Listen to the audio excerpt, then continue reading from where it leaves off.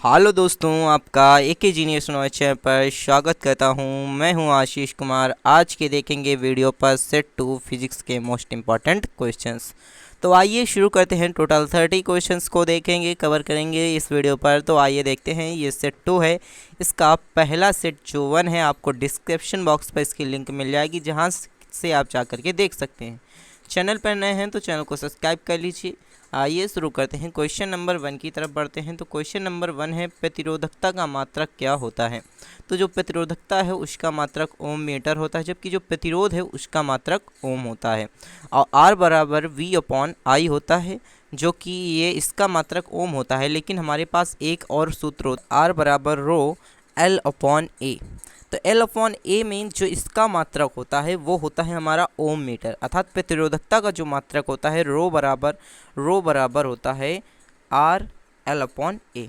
तो जो इसका मात्रक होता है ये होता है हमारा ओम मीटर। इसी के साथ हम क्वेश्चन नंबर 2 की तरफ बढ़ते हैं। तो दूसरा क्वेश्चन है, वैद्युत धारा उत्पन्न करने वाली युक्ति को क्या कहते हैं। तो जो वैद्युत धारा उत्पन्न करने वाली युक्ति है वो जनित्र कहलाती है। ऑप्शन सी इसका राइट आंसर हो जाएगा। इसी के साथ हम तीसरे क्वेश्चन की तरफ बढ़ते हैं। तो तीसरा क्वेश्चन हमारे पास है, निकट दृष्टि दोष वाला व्यक्ति चश्मे में क्या लगा होता है। जो निकट दृष्टि वाला व्यक्ति जो होता है, निकट दृष्टि दोष जिसके अंदर होता है, उसके चश्मे में क्या लगा होता है। तो जिसका राइट आंसर हो जाएगा हमारा ऑप्शन बी, अवतल लेंस लगा होता है। मतलब निकट जैसे है तो यहाँ पर 3 अक्षर हैं, यहाँ पर 4 अक्षर हैं। तो यहाँ से आप देख सकते हैं कि निकट दृष्टि दोष और अवतल दर्पण। इसी प्रकार दूर दृष्टि दोष जो होता है, दूर, यहाँ पर दूर में 2 अक्षर होते हैं। इसी के साथ इसमें उत्तल में भी 3 अक्षर होते हैं। तो यहाँ से आप देख सकते हैं, यह एक ट्रिक है आपको याद करने की। इसी के साथ हम देखते हैं चौथे क्वेश्चन की तरफ। चौथा क्वेश्चन है, दीर्घ दृष्टि दोष वाला व्यक्ति के चश्मे में क्या लगा होता है। जो दीर्घ दृष्टि दोष वाला व्यक्ति होता है उसके चश्मे में जो हमारा ऑप्शन सी उत्तल लेंस लगा होता है, मतलब दूर दृष्टि दोष वाले व्यक्ति के चश्मे में। इसी के साथ हम देखते हैं पांचवें क्वेश्चन की तरफ। तो पांचवा क्वेश्चन हमारे पास है, तेज प्रकाश में पुतली का आकार कैसा हो जाता है। तो जो तेज प्रकाश होता है उसमें पुतली का आकार छोटा हो जाता है। ऑप्शन 20 का राइट आंसर हो जाएगा। ऑप्शन 20 का राइट आंसर हो जाएगा। इसी के साथ हम अगले क्वेश्चन की तरफ बढ़ते हैं। तो अगला क्वेश्चन हमारे पास है, ये देखिए क्वेश्चन 6वां जो है रिपीट हो चुका है। तेज प्रकाश में पुतली का आकार कैसा हो जाता है। तो ऑप्शन 20 का राइट आंसर हो जाएगा, छोटा हो जाता है। लेकिन 7 क्वेश्चन की तरफ बढ़ते हैं। तो 7 क्वेश्चन हमारे पास है, दूर दृष्टि दोष वाली आंखें साफ साफ देख सकती हैं। तो दूर दृष्टि दोष वाली आंखें क्या साफ साफ देख सकती हैं। तो ऑप्शन 6 का राइट आंसर हो जाएगा। दूर की वस्तुएं साफ देख सकती हैं, लेकिन ये पास की वस्तुओं को अच्छे से नहीं देख सकती। तो इसी के साथ हम अगले क्वेश्चंस की तरफ बढ़ते हैं। तो 8वां नंबर का जो क्वेश्चन है हमारे पास है, मानव नेत्र में जो बिंदु प्रकाश के लिए बिल्कुल सुग्राही नहीं रहता उसे क्या कहते हैं। तो जो सुग्राही नहीं रहता मतलब जो उस समय बिंदु प्रकाश के लिए काम नहीं करता, उस समय वो बंद रहता है, तो उसे क्या कहते हैं। तो इसका जो राइट आंसर हो जाएगा हमारा ऑप्शन बी, अंधबिंदु कहते हैं, अंधबिंदु कहते हैं। इसी के साथ हम अगले क्वेश्चन की तरफ बढ़ते हैं। तो अगला क्वेश्चन हमारे पास है, मानव नेत्र में क्या होता है। तो मानव नेत्र में जो हमारा होता है उत्तल लेंस होता है। मानव नेत्र में क्या होता है। तो उत्तल लेंस होता है। ऑप्शन 6 का राइट आंसर हो जाएगा, उत्तल लेंस होता है। इसी के साथ हम अगले क्वेश्चन की तरफ बढ़ते हैं। तो अगला क्वेश्चन हमारे पास है 10वें नंबर का क्वेश्चन, उदय एवं अस्त होते समय सूर्य कैसा दिखाई देता है। तो जो उदय होता है और अस्त होता है तो सूर्य आपने देखा होगा कैसा दिखाई देता है, लाल दिखाई देता है। ऑप्शन इसका राइट आंसर हो जाएगा, लाल दिखाई देता है। इसी के साथ हम 11 नंबर की क्वेश्चंस की तरफ बढ़ते हैं। तो 11 नंबर की क्वेश्चंस की बढ़ने से पहले अगर आप हमारे वीडियो पर नए विजिट हुए हैं तो लाइक कर दीजिए, और चैनल पर नए हैं तो चैनल को सब्सक्राइब कर दीजिए।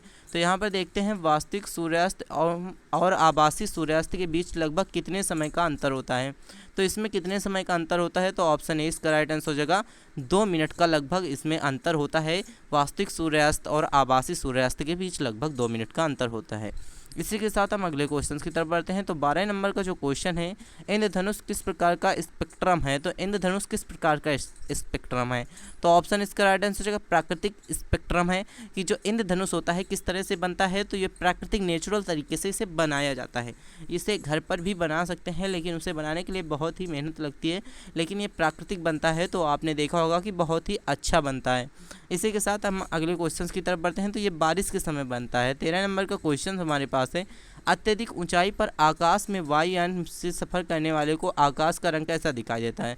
तो ये अगर आपने किसी वायुयान से सवारी की है, वायुयान पर अगर आपने गए हैं तो आपने देखा होगा कि आपको कैसा दिखाई देता है, काला दिखाई देता है। ऑप्शन 20 का राइट आंसर हो जाएगा। ऑप्शन 20 का राइट आंसर हो जाएगा 13 नंबर का, ऑप्शन बी। इसी के साथ 14 नंबर के क्वेश्चन की तरफ बढ़ते हैं। तो किसी वस्तु का प्रतिबिंब आँख के जिस भाग पर पड़ता है वह क्या होता है। तो कोई वस्तु है उसका प्रतिबिंब अगर आपकी आँख पर पड़ता है तो उस भाग किस भाग पर वो पड़ता है। तो ऑप्शन बी इसका राइट आंसर हो जाएगा रेटिना। रेटिना पर जो है वस्तु का प्रतिबिंब आँख के भाग पर पड़ता है। इसी के साथ 15 नंबर का क्वेश्चन हमारे पास है, चुंबकीय क्षेत्र का क्या मात्रक होता है। तो जो चुंबकीय क्षेत्र है उसका मात्रक जो हमारे पास होता है ऑप्शन 20 का राइट आंसर हो जाएगा टेस्ला होता है। टेस्ला जो है चुंबकीय क्षेत्र का मात्रक है। इसी के साथ हम 15 के साथ 16 नंबर की क्वेश्चंस की तरफ बढ़ते हैं। तो 16 नंबर का जो क्वेश्चन है, डायनामो में किस प्रकार की धारा प्राप्त होती है। तो जो डायनामो होता है उसमें किस प्रकार की धारा प्राप्त होती है। ऑप्शन ए दिष्ट धारा प्राप्त होती है डायनामो में। इसी के साथ हम 17 नंबर के क्वेश्चंस की तरफ बढ़ते हैं। तो 17 नंबर का जो क्वेश्चन हमारे पास है, व्यावसायिक मोटरों में किस प्रकार के चुंबक का प्रयोग होता है। तो जो व्यावसायिक मोटर है उसमें किस प्रकार के चुंबक का प्रयोग होता है। तो ऑप्शन सी विद्युत चुंबक का प्रयोग होता है। मोटर जो होती हैं अधिकतर विद्युत से चलाई जाती हैं, जिस वजह से उसमें विद्युत चुंबक का प्रयोग होता है। इसी के साथ हम अगले क्वेश्चन की तरफ बढ़ते हैं। तो अगला क्वेश्चन हमारे पास है 18 नंबर का क्वेश्चन, मानव के वे दो महत्वपूर्ण भाग कौन से हैं जिनमें चुंबकीय क्षेत्र का उत्पन्न होना अनिवार्य होता है। तो कौन कौन से भाग हैं। तो जो मानव के शरीर पर, तो वो किसके भाग पर उत्पन्न होता है चुंबक। तो इसका जो राइट आंसर हो जाएगा हमारा ऑप्शन सी हृदय और मस्तिष्क, जो दो भाग होते हैं जिनमें चुंबकीय क्षेत्र का उत्पन्न होना अनिवार्य होता है। इसी के साथ 19 नंबर के क्वेश्चन की तरफ बढ़ते हैं। तो 19 नंबर का क्वेश्चन है, विद्युत चुम्बक बनाने के लिए प्रायः किस पदार्थ की क्षण का प्रयोग होता है। तो जो विद्युत चुम्बक है उसको बनाने के लिए प्रायः किस प्रकार की क्षण का प्रयोग होता है।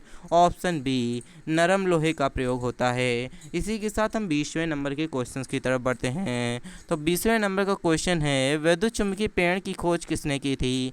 तो जो विद्युत चुम्बकीय पेड़ की खोज थी वो किसने की थी। तो फैराडे ने की थी। ऑप्शन सी इसका राइट आंसर हो जाएगा फैराडे ने की थी। इसी के साथ हम 21 नंबर के क्वेश्चंस की तरफ बढ़ते हैं। तो 21 नंबर के क्वेश्चंस की बढ़ने पहले आप वीडियो पर नए हैं तो वीडियो को लाइक कर दीजिए, चैनल पर नए हैं तो चैनल को सब्सक्राइब कर दीजिए। नाभिकीय ऊर्जा प्राप्त करने हेतु क्या आवश्यक होता है। 21 नंबर का क्वेश्चन है। तो ऑप्शन सी यूरेनियम आवश्यक होता है। नाभिकीय ऊर्जा प्राप्त करने के लिए यूरेनियम आवश्यक होता है, यूरेनियम। इसी के साथ हम अगले क्वेश्चंस की तरफ बढ़ते हैं। तो 22वें नंबर का जो क्वेश्चन है, शारीरिक कार्यों को करने के लिए किस प्रकार की ऊर्जा का प्रयोग किया जाता है। तो जो शारीरिक कार्य हैं उसको करने के लिए आपको पेशी ऊर्जा का प्रयोग किया जाता है, पेशी ऊर्जा। अगले क्वेश्चंस की तरफ बढ़ते हैं। तो अगला क्वेश्चन हमारे पास है 23 नंबर का क्वेश्चन, ऊर्जा के सभी रूपों में अनंत स्रोत किसे माना जाता है। तो जो सूर्य होता है इसे अनंत स्रोत माना जाता है। ऑप्शन डी इसका राइट आंसर हो जाएगा, ऑप्शन डी सूर्य को। इसी के साथ हम 23वें के बाद 24वें नंबर के क्वेश्चन की तरफ बढ़ते हैं। तो इनमें से कौन नवीकरणीय स्रोत है। तो नवीकरणीय स्रोत किसे कहते हैं। तो नवीकरणीय स्रोत जो है ऑप्शन बी सौर ऊर्जा, जिसे बार बार हम प्राप्त कर सकें ऊर्जा, उसे ही नवीकरणीय स्रोत कहते हैं। इसी के साथ हम अगले क्वेश्चंस की तरफ बढ़ते हैं। तो अगला क्वेश्चन हमारे पास है 25 नंबर का क्वेश्चन, पृथ्वी पर ऊर्जा का सबसे विशाल स्रोत क्या है। तो पृथ्वी पर जो ऊर्जा का सबसे विशाल स्रोत है वो हमारा सूर्य है। ऑप्शन इसका राइट आंसर हो जाएगा सूर्य।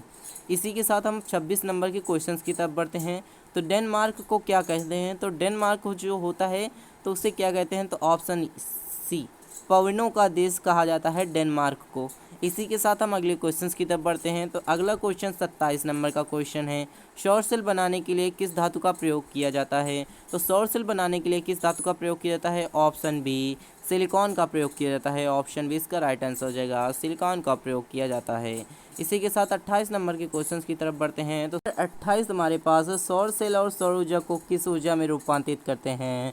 तो जो इसका राइट आंसर हो जाएगा हमारा ऑप्शन ए वैद्युत ऊर्जा में रूपांतरित करते हैं। सौर सेल को सौर ऊर्जा जो है वैद्युत ऊर्जा में रूपांतरित करती है। इसी के साथ हम 29 नंबर के क्वेश्चंस की तरफ बढ़ते हैं।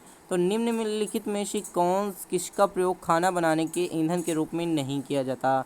एलपीजी का किया जाता है, बायोगैस का शायद नहीं किया जाता, बल्कि यहाँ पर बायोगैस का किया जाता है। सीएनजी का प्रयोग नहीं किया जाता। सीएनजी का जो प्रयोग है वो गाड़ियों के चलाने में किया जाता है। तो सीएनजी इसका राइट आंसर हो जाएगा ऑप्शन सी। इसी के साथ हम अगले क्वेश्चन की तरफ बढ़ते हैं। तो अगला क्वेश्चन हमारे पास है 30 नंबर का क्वेश्चन, प्रकाश संश्लेषी अंगक इनमें से कौन सा है। तो जो प्रकाश संश्लेषी है वो हमारा पास है हरित लवण। हरित लवण ऑप्शन सी इसका राइट आंसर हो जाएगा। प्रकाश संश्लेषी जी हरित लवण है।